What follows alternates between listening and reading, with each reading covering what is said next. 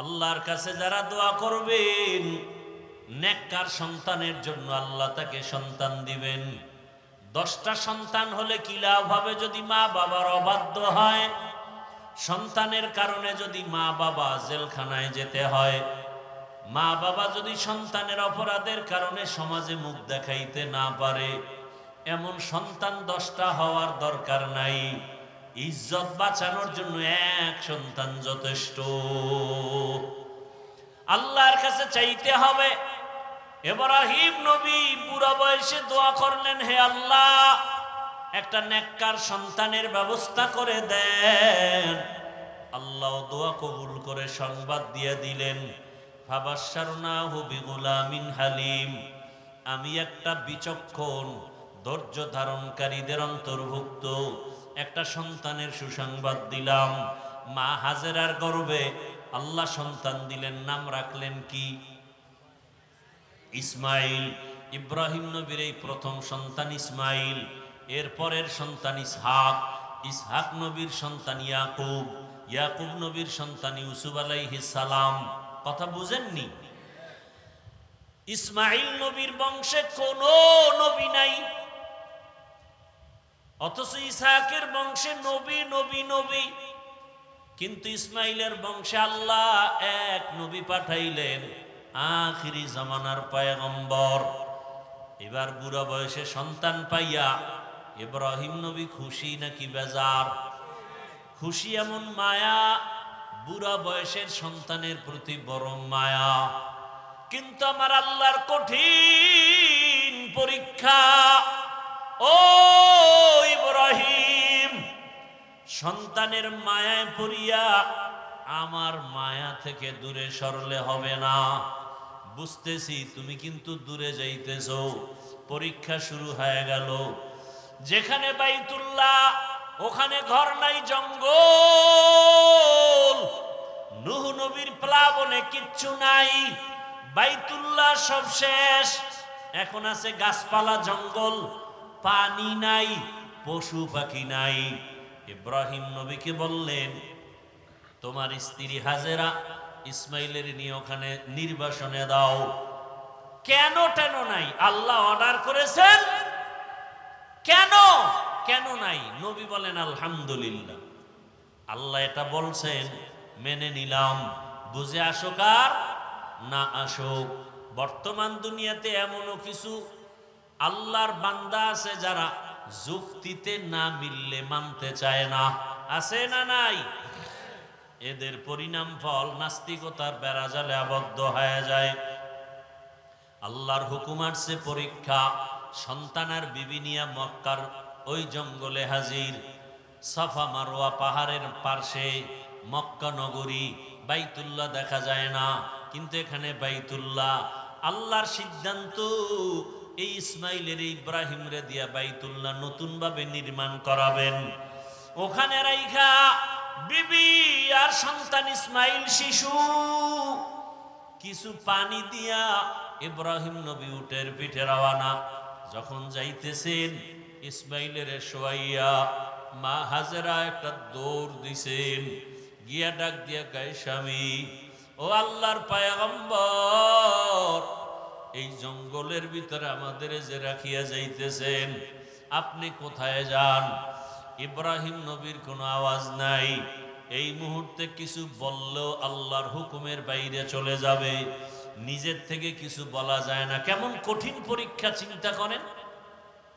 বুড়া বয়সের সন্তান। এবার মা হাজেরা বলে, আমাদের রাখিয়া কই যান? বাড়ি। ইশারায় বলে, হ্যাঁ বাড়ি যাই। সিরিয়ার জমিন বাড়ি। বাড়িতে যাইতেছি। আমাদেরকে রাখতেছেন কেন? আপনার কোনো মনের আশা পূরণের জন্য। ইব্রাহিম নবীর জবাব নাই। সর্বশেষ মা হাজেরা ডাক দিয়ে বলেন, ও পয়গম্বর, আল্লাহর হুকুম এই জন্যই কি রাখেন? আল্লাহর আদেশ। ইব্রাহিম নবী বললেন, হ্যাঁ আমার আল্লাহর আদেশ। এ কথা শোনা মাত্র হাজেরা আলাইহিস সালাম চোখের পানি ছাড়লেন আর বললেন, ও পয়গম্বর, আমার আল্লাহ যদি আদেশ করে থাকে আমার কোনো দাবি নাই, আপনি আমাদের জন্য দোয়া করিয়েন। ইসমাইলের মাঝে মাঝে আইসা দেখবেন আমি হাজেরার খবর নেওয়ার প্রয়োজন নাই। এখানে পশু পাখি থাকে না, পানিও নাই, যতটুকু পানি আছে শেষ হয়ে যাবে 2-1 দিনের মধ্যে। আমি হাজেরার খবর নেওয়ার প্রয়োজন নাই। আপনার এই বয়সের সন্তান ইসমাইলের মাঝে মাঝে এসে একটু কলিজা ভরে দেখা যাইয়েন, খবর নিয়েন। এবার এই কথা বইলা মা হাজেরা আল্লাহর শরণাপন্ন হলেন। ও আল্লাহ, এই গহীন জঙ্গল, মানুষ নাই, পশু পাখি নাই, ও আল্লাহ মেহেরবানি করে আপনি আমাদের সব আরামের ব্যবস্থা করে দিয়েন, ইজ্জতের সাথে আপনার হুকুম পালনের ব্যবস্থা করে দিয়েন। ইব্রাহিম নবী পাহাড়ের উপর উঠিয়া নিচে নাইমা আড়াল হয়ে গেলেন। ওখানে নামার পরে সন্তানেরও দেখা যায় না, হাজেরাকেও দেখা যায় না। নবী ইব্রাহিম হাত উঁচু করে মালিকের দরবারে দোয়া করলেন, রব্বানা ইন্নী আসকানতু মিন যুররিয়্যাতি বিওয়াদিন গায়রি জি যারইন ইনদা বাইতিকাল মুহাররম রব্বানা লিয়ুকিমুস সালাতা ফাজআল আফইদাতাম মিনান নাসি তাহওয়ি ইলাইহিম ওয়ারযুকহুম মিনাস সামারাত। আল্লাহর কাছে ইব্রাহিম নবী দোয়া করতে থাকলেন, ও আমার রব, আমার এই বয়সে আমার কলিজা ভরা মায়া সন্তান ইসমাঈল, আমার এই জীবনের শেষ, আমার কলিজা ভরা মায়া, আমার হাজেরাকে রাখিয়া এমন জায়গায় আপনি রাখতে বলেছেন। আমি প্রশ্ন করি নাই, ও দয়ার মালিক, একটা মানুষ নাই, পশু পাখি নাই, পানি নাই, ও আল্লাহ কি হবে জানি না। আমি দোয়া করতেছি আপনি কুদরতের দ্বারা বসবাসের ব্যবস্থা করে দেন, রিজিকের ব্যবস্থা করে দিয়েন, পানির ব্যবস্থা করে দিয়েন, আর ধৈর্য ধারণ করার ব্যবস্থা করিয়েন। আপনি যদি ওদের দেন, ওরা নামাজ আদায় করবে, আপনার শুকর আদায় করবে। ইব্রাহিম নবী দোয়া করে চলে গেলেন। এদিকে মা হাজেরা আর ইসমাইল ছাড়া কেউ নাই। পানি শেষ হয়ে গেল। 1 দিন 2 দিন 3 দিন মা হাজেরা বাচ্চাকে দুধ দেয়। দেখি ইসমাইল 1 দিন পরে দুধও পায় না। মা তার জিহ্বাটা ইসমাইলের মুখে দেয়, দেখে জিহ্বায় কোনো পানি নাই। মা পাগলনির মতো হয়ে গেল, সন্তানের এত আকুতি। মা না খাইয়াও চায় আমার সন্তান যেন কষ্ট না পায়। একটা মায়ের অন্তরে, বাবার অন্তরে সন্তানের কি মায়া। ও পর্দার আড়ালের মা বোনেরা, কই তোমার মা, কই তোমার বাবা? যেই মা বাবা না খাইয়া তোমারে আমারে বড় বানাইছেন, আজকে ওই মাকে কবরে রাখিয়া কেমনে আরামে ঘুমাও? ওই বাবারে কবরে রাখিয়া কেমনে আরামে ঘুমাও? ওরে অনেকের সন্তান বিদেশ, মা এই যে কোরবানি আসতেছে, ওই সন্তানের চিন্তায় মা 1 টুকরা গোশত মুখে দেয় না, সবাই রে গোশত পাকাইয়া খাওয়ায়। কিন্তু মায়ের অন্তরে বড় ব্যথা, বড় দুঃখ। আমার সন্তান আমার কাছে নাই, আমার সন্তানটারে কাছে পাইলে আমি কলিজা ভরে খাওয়াইতাম। ওই সন্তানটারে দূরে রাইখা মা ভালো খানা মুখে দিতে পারে না। ও আমার যুবক বাবারা, আজকে যাদের মা বাবা বেঁচে আছে, এখনো ওই রত্ন হারাইও না। এই মা বাবা হারাইয়া গেলে আর পাইবার রে সন্তান। ওই মা বাবা তোমার জীবনের বড় ছায়া, দোয়া নিও। ওরে বাবার সাথে যদি গোপনে অন্যায় করো, দোয়া চাইও। বাবার কাছে গিয়া বলিও বাবা আমারে মাফ করে দাও। ওরে বাবার কাছে যদি ক্ষমা চাইতে পারো বাবার চোখের পানি ধরে রাখতে পারবে না। মায়ের কাছে গিয়া ক্ষমা চাইও, মায়ের কষ্ট দিও না রে বাবা। ওই মা বাবার চোখের পানি আরশে আজিমে চলে যাবে। ও যুবকেরা, এই বয়সে মায়েরে কত কাঁদাইছো, বাবারে কত কাঁদাইছো, এখনো সময় আছে। পায়ে হাত রেখে বলি তওবা করো আর গুনাহ ছাড়ো। মা বাবার দোয়া নিয়ে সামনে আগাও। মায়ের কলিজা ফেটে যায়, ইসমাইলের মুখে পানি নাই, দুধও নাই, জিহ্বা দেয় শুকায় দেয়। মা হাজেরা পাগলের মতো ডানে তাকায় বামে তাকায়। হঠাৎ তাকায় দেখে সফা পাহাড়ে পানির মতো দেখা যায়।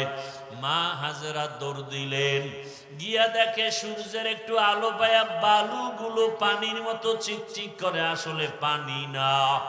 মা হাজেরা চোখের পানি ছেড়ে কাঁদেন, আবার ইসমাইলের দিকে নজর দেন, আবার মারোয়া পাহাড়ে দৌড়ায়।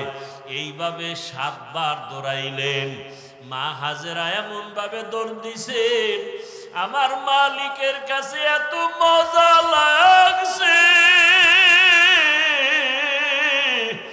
আমার আল্লাহ ডেকে বলে, ও ফেরেশতা জিবরাইল, আমার হাজেরা যেই জায়গায় দৌড় দিল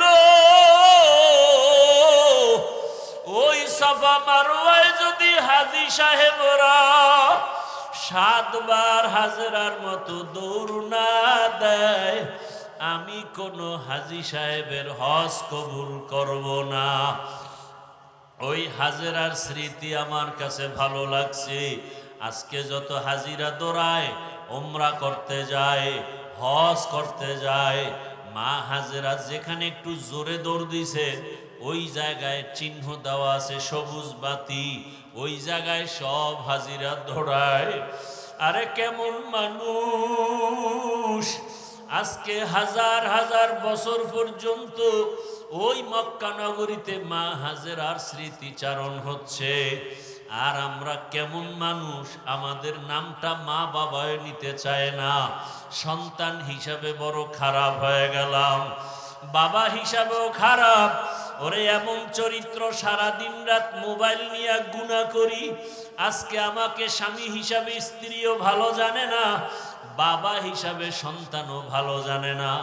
মনে মনে ঘৃণা করে বাবায়, গুনাহ করে মোবাইলের দ্বারা। স্ত্রী ঘৃণা করে আমার স্বামী, গুনাহ করে মোবাইলের দ্বারা। আসলে তোমার দুনিয়াতে আমার মাওলা স্মরণ করবে দূরের কথা, আপন স্ত্রীর কাছেই তো ভালো হইতে পারলাম না। ও কপাল পোড়া মুসলমান, আপন সন্তানের কাছে ভালো বাবা হইতে পারল না, কপাল বড় খারাপ।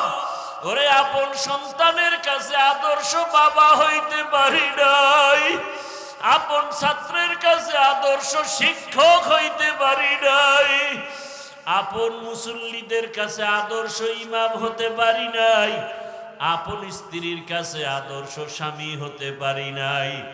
আমার কপাল এত খারাপ হয়ে গেল। ওরে আদর্শ বাবা হইয়া যদি কবরে যেতে পারতাম, কলিজা দিয়া সন্তান দোয়া করত।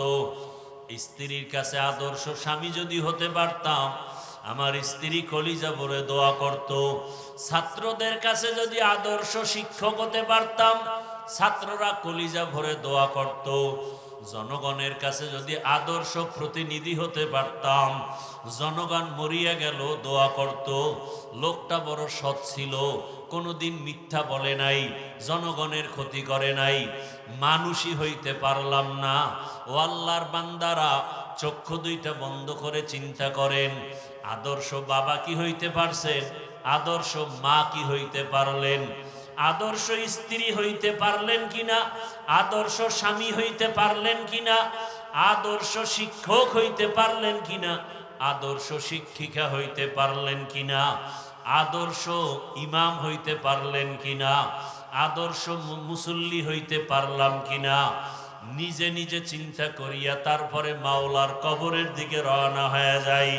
কোন দিন মরণ হবে জানা নাই। মা হাজেরা দৌড়ায়, সন্তানের পেরেশানি, চোখে পানি। হঠাৎ করে গাইবি আওয়াজ, কে যেন ডাক দিছে, হাজেরা।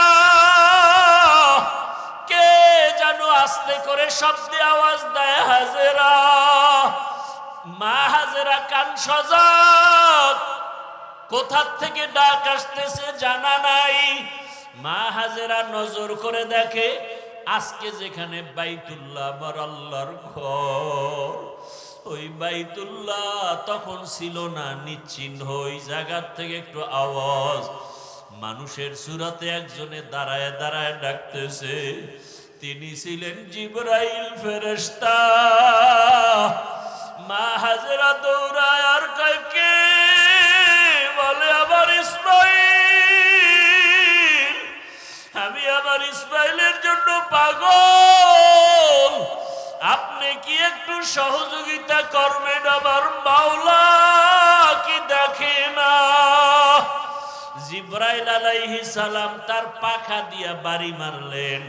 ইসমাইল নবীর পায়ের গোড়ালি দিয়া পানির ফোয়ারা বের হয়ে গেল।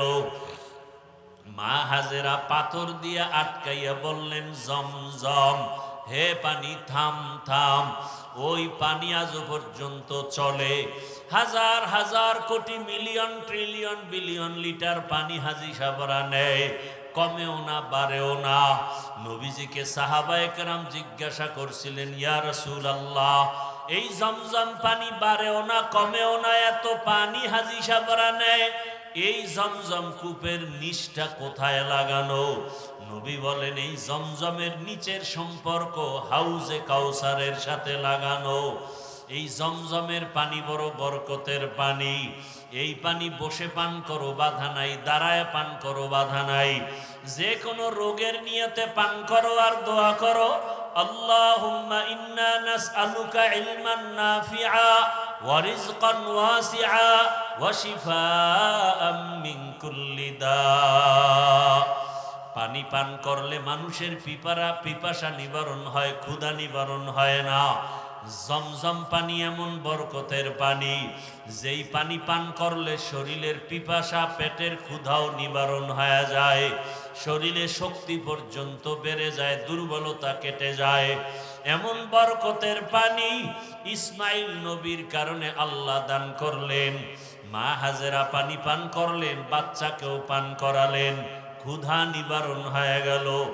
ইসমাইল নবী আস্তে আস্তে বড় হইতে হইতে, কেউ বলে 14 বছর, কেউ বলেন 15 বছর বয়স যখন হয়, ইব্রাহিম নবীর উপরে আবার পরীক্ষা। স্বপ্নে দেখায়, ইব্রাহিম, তোমার আদরের বস্তু আমার রাস্তায় কোরবানি করো। এইভাবে ইব্রাহিম নবী 3 দিন স্বপ্ন দেখলেন, 100 উট কোরবানি করলেন। সর্বশেষ যখন একই স্বপ্ন দেখলেন, ইব্রাহিম নবী বুঝতে পারলেন, আমার কলিজার আপন ইসমাইল ছাড়া কেউ নাই। আল্লাহর হুকুম আসছে তাকে জবাই করার জন্য। আর দেরি নাই, এইবার ছুরি আর রশি নিয়া ইসমাইলের জবাই করার জন্য রওনা বাইতুল্লাহর কাছে। বহুদিন পরে ইসমাইলের এলাকায় এসে দেখেন, যে এলাকায় মানুষ নাই, জঙ্গল, ওই এলাকায় এখন মানুষের বসবাস, বাড়ি ঘর, মানুষ ফসলাদি করতেছে। ইসমাইল মাঠে খেলাধুলা করে। নবী তো চিনতে পারেন না, দেখে অন্য বাচ্চারাও খেলে।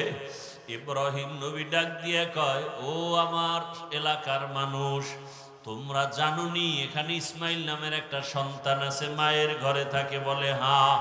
ওর ঘরটা কোথায়? বলে, ওই কিনারায়। ইব্রাহিম নবী চলে গেলেন, গিয়া দেখে ঘরের মধ্যে ইসমাইল নাই, খেলতেছে। ইব্রাহিম নবী তালাশ করিয়া ডাকছে, বাবা আয়। ইসমাইলের যখন ডাকি, ইসমাইল আসে না, চিনে নাই, নি আমার বাবা। ইসমাইলের নিয়ে ঘরে গিয়া দেখে হাজেরার কান্না, সন্তানের কান্না, বহু বছরের বিরহের বেদনা, কলিজা ভরা মোহাব্বতের কান্না।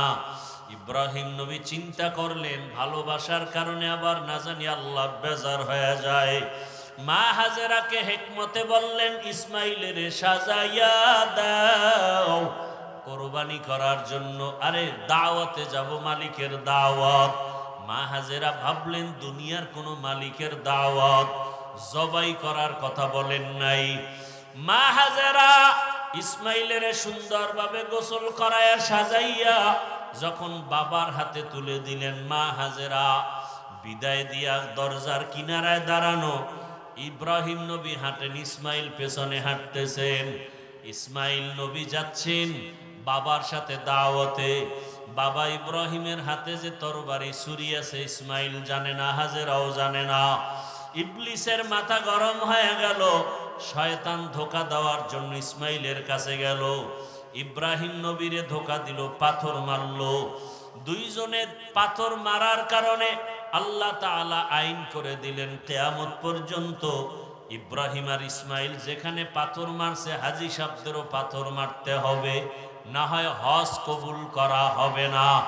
এইভাবে করে করে যখন মিনা বাজারে চলে গেল, কোরবানি দেওয়ার জায়গা যেখানে এখন হাজী সাহেবরা কোরবানি দেয়, ওখানে নিয়া ইব্রাহিম নবী ভাবলেন আমার সন্তানটা কেমন আল্লাহর মহাব্বতের একটু পরীক্ষা করি। ইব্রাহিম নবী বললেন ইন্নী আরা ফিল মানাম আন্নী আযবাহুকা ফানজুর মাজা তারা। ও বাবা ইসমাইল, আমি স্বপ্ন দেখলাম তোমাকে জবাই করতেছি, বলো তোমার কি মতামত। সন্তান ইসমাইল সাথে সাথে জবাব দিয়া বলল ইয়া আবাতি ফাল মা তুমার সাতাজিদুনি ইনশাআল্লাহু মিনাস সাবিরিন। ইসমাইল বলে আব্বাজান, দেরি না করে স্বপ্ন তাড়াতাড়ি আপনি বাস্তবায়ন করেন, ইনশাআল্লাহ ধৈর্য ধারণকারীদের মধ্যেই আমাকে পাবেন। ইতিহাসবিদরা লেখে এই কথা বলার পরে ইসমাইল একটু বিনয়ের সাথে বলতেছিল বাবা এই কথাটা যদি একটু বাড়িতে বসে বলতেন, আমার দুঃখিনী মায়ের থেকে একটু বিদায়ের সালাম জানায় আসতাম। যেই মা দুঃখিনী আমারে কত কষ্ট করে লালন পালন করেছে, দুধ নাই পানি নাই মা, খানা নাই, জঙ্গলের ভেতরে কতদিন পর্যন্ত কষ্ট করে আমাকে লালন পালন করেছেন। আমার মার কাছ থেকে একটু বিদায়ী সালাম দিয়ে আসতে পারতাম। ও বাবা বলেন না কোনো দুঃখ নাই, আপনি আমাকে জবাই করার পরে আমার রক্ত মাখা জামা কাপড় নিয়ে বাড়ি যাবে। আমার মা যদি দেখে ইসমাইল নাই, আপনার কাছে প্রশ্ন করবে ইসমাইল কই, আমার পক্ষ থেকে আমার আম্মা জানকে সালাম জানায় দিবে, আর বলবে হাসুরের ময়দানে মোলাকাত হয়ে যাবে। আব্বা জান আপনি তাড়াতাড়ি আমাকে জবাই করেন, আপনার চোখ দুইটা বেঁধে নেন, কারণ জবাই করার সময় যদি আপনার নজর আমার উপরে পড়ে মায়া লাগবে, জবাই করতে পারবেন না। ও বাবা আমার হাতে পায়ে রশি দিয়া বাঁধে, যদি জবাই করার সময় যদি আমার হাতে পায়ের নড়াচড়া আপনার শরীরের মধ্যে লেগে যায় তাহলে বেয়াদবি হবে, আল্লাহ বেজার হয়ে যাবে। ইব্রাহিম যখন ছুরি নিয়ে রেডি, আল্লাহ কয় ছুরি খবরদার আমার ইসমাইলের একটা পশম যেন কাটে না। ছুরি যখন গলায় চালাইতে শুরু করলেন, ইসমাইল নবীর একটা পশম কাটতে পারলো না। দ্বিতীয়বার আবার যখন পরীক্ষা করতে শুরু করলো, রক্ত হাতে না লাগা পর্যন্ত ছুরি চলবে। আল্লাহ ডাক দিয়া কয় জিবরাইল, আমি তো ইসমাইলের জবাই চাই না, আমি চাইছি তাদের অন্তরের মোহাব্বত। তাদের অন্তরের মোহাব্বত পরীক্ষায় তারা পাশ করেছে, তুমি তাড়াতাড়ি জান্নাত থেকে একটা দুম্বা নিয়ে যাও, ইব্রাহিমের ছুরির নিচে দিয়া দাও আর ইসমাইলের সরায়া দাও। ও পর্দার আড়ালের মা বোনেরা, ও বৃদ্ধ বাবাজিরা, আমার কলিজার যুবক বাবারা, সামনে কোরবানির পরীক্ষা, ওই সন্তান কোরবানি করার পরীক্ষা। যদিও সন্তান জবাই দিবেন না, আল্লাহ আমাদেরকে পশু জবাই করার জন্য ব্যবস্থা করে দিলেন, তবে সন্তানটাকে জবাই না করলেও আল্লাহর পথে চালানোর কোরবানি তো দিতে হবে। নামাজে বাধা দেওয়া যাবে না, ও মা বাবারা, সন্তানটাকে বেপরদায় চলতে দেওয়া যাবে না, কোরআনওয়ালা বানাতে হবে। ডাক্তার, ইঞ্জিনিয়ার, প্রফেসর বানাবেন, তবে নেক আমলওয়ালা ডাক্তার বানান। কত ডাক্তার আছে নামাজ পড়ে, কত ইঞ্জিনিয়ার নামাজ পড়ে, কত র্যাব, আর্মি, পুলিশ, বিডিআরের চাকরি করে, নামাজি অভাব নাই। এমন একটা সন্তানকে আপনি চাকরিজীবী বানান, নামাজি চাকরিজীবী, নামাজ পড়বে, কোরআন পড়বে, মা বাবার জন্য দোয়া করবে। এতদিন যারা গুনার ভিতরে ছিলেন তওবা করেন। ও আল্লাহ, ইব্রাহিম নবীকে যেভাবে পরীক্ষায় পাশ করায় নিয়েছেন, আমাদেরকেও পাশ করায় নেন। আমাদের সন্তানের পরীক্ষায় যেন আমরা ফেল না করি। ও যুবক বাবারা, তওবা করো। আর দাড়ি কাটবা না, নামাজ ছাড়বা না, বেপরদায় চলবা না। ইসমাইল নবীর মতো আল্লাহর হুকুমের সামনে নিজেকে কোরবান করে দাও। মরিয়া গেল, দাড়ি কাটবো না, নামাজ ছাড়বো না, মোবাইলে গুনাহ করব না। ইব্রাহিম নবীর মতো বৃদ্ধ বাবাজিরাও তৈরি হয়ে যান, আল্লাহর হুকুমের সামনে আর কোনোদিন আমি বিরোধিতা করব না। মা হাজেরার মতো মা বোনেরাও তৈরি হয়ে যান। হাজেরা যেমন ইসমাইলকে আল্লাহর রাস্তায় কোরবানি দিতে একটু প্রশ্ন করেন নাই, বরং শুকর আদায় করেছেন। আপনারাও সন্তানটাকে আল্লাহর পথে চালান। ডাক্তার হবে নামাজি ডাক্তার, নামাজ পড়নেওয়ালা ইঞ্জিনিয়ার, নামাজ পড়নেওয়ালা একজন প্রফেসর। আল্লাহ সবাইকে তৌফিক দান করেন, আমিন। আলহামদুলিল্লাহি রাব্বিল আলামিন। والصلاة والسلام على سيد الأنبياء والمرسلين وعلى آله وأصحابه أجمعين।